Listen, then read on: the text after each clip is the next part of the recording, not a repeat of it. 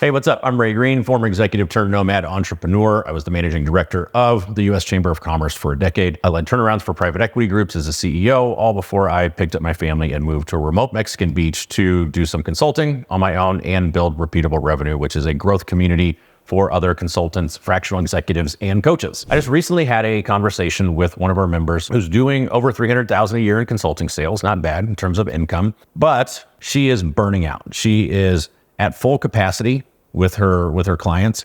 She is on Zoom calls for 8 hours a day. She is doing, in her words, subpar work because she's too busy and too overwhelmed.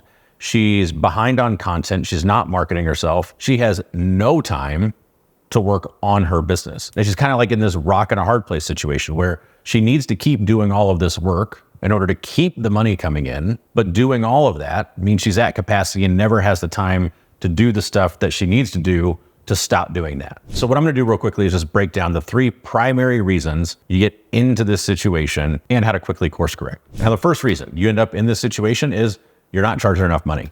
And not charging enough money is a death knell to a service business, because in a service business, especially if you're like a solo service provider or something, but in a service business, every new person that you sell means more work. If you're selling at a price that is too low and you're trying to hit like a certain revenue threshold or create a certain amount of income for yourself, what happens is you have to take on more clients in order to hit that number. Taking on more clients means you get busier, means you get spread too thin.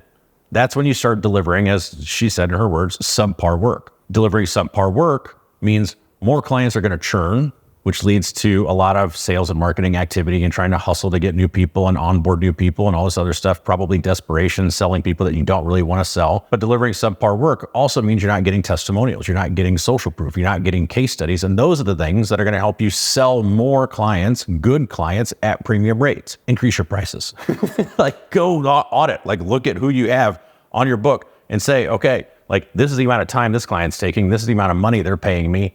I need to just go to them and tell them I need to start getting more money. I need to come up with a more eloquent way of presenting that. But you increase your prices and you fire bad clients. Like that is how you're going to deliver better work, which is how you're going to get the case studies, get the testimonials, and get the social proof that you need to make it really easy to charge premium rates. Second reason I see this pop up, when you are selling bespoke custom one-on-one services and not selling a productized service. Productizing services changed the game for me as a consultant. I literally 10x'd my cash to time ratio by selling productized services. And what I mean by productized services, you have a clear market with a clear problem, you develop a clear solution to help them solve that problem and a process to consistently execute that solution. Now, there's varying levels of productization, right? Like you can go all the way fully automated, fully delegated to, slightly customized, like building recipes, like an executive chef or something. Like, okay, like I'm still going to do the work, but I've got a way of going about this. So when you get really clear about the market that you serve, the problem that you solve, the solution that you're selling, and the way that you're going to deliver that solution,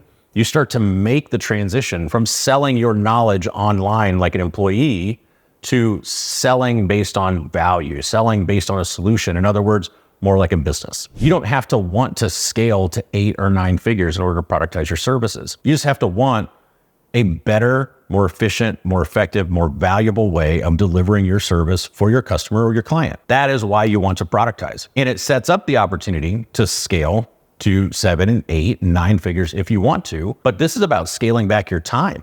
This is about making it easier to market, easier to sell, easier to deliver. So a ton of benefits around productization. I've got a video here on the channel that goes through step by step how I would do it and how the training and everything that we have in our community. That is the second reason that I see this happen. Custom, bespoke, one-on-one services, and everything you sell is different for everybody that's buying. The third reason, you're not setting up systems specifically around time, or you're not adhering to them. Are you blocking out specific times of the week for client calls? Maybe every Tuesday and Thursday afternoon, that's your call time, right? And you just slam in as many calls as you can because you're trying to maximize the amount of time that you have, but leave open the rest of your calendar. Are you getting ahead of the deliverables that you've got to work on for your clients and getting that time into your calendar, right? Like in advance, and then sticking to it, like being ruthless about it, not giving up those times, not even like little slivers, not even little increments, saying, this is my time for this thing. If you're not productized right now,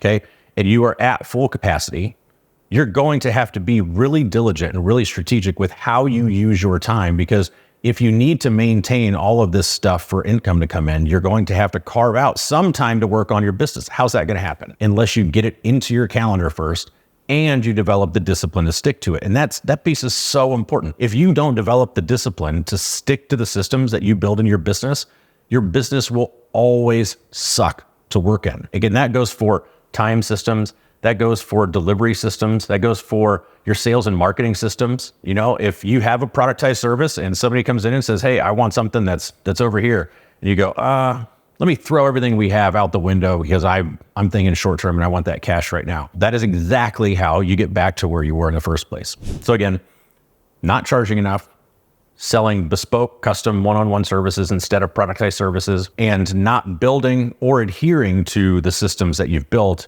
in your business. That is what leads to calendars full of activity that don't feel productive. That is what leads to being spread too thin to do really good work. That is what leads to not having time to market your business. That is what leads to not having time to work on your business and be moving it forward while you're helping your clients move theirs forward. And the solution to all of them, just do the opposite. Charge more, productize, build good systems, and stick to them. Hope it helps. Adios.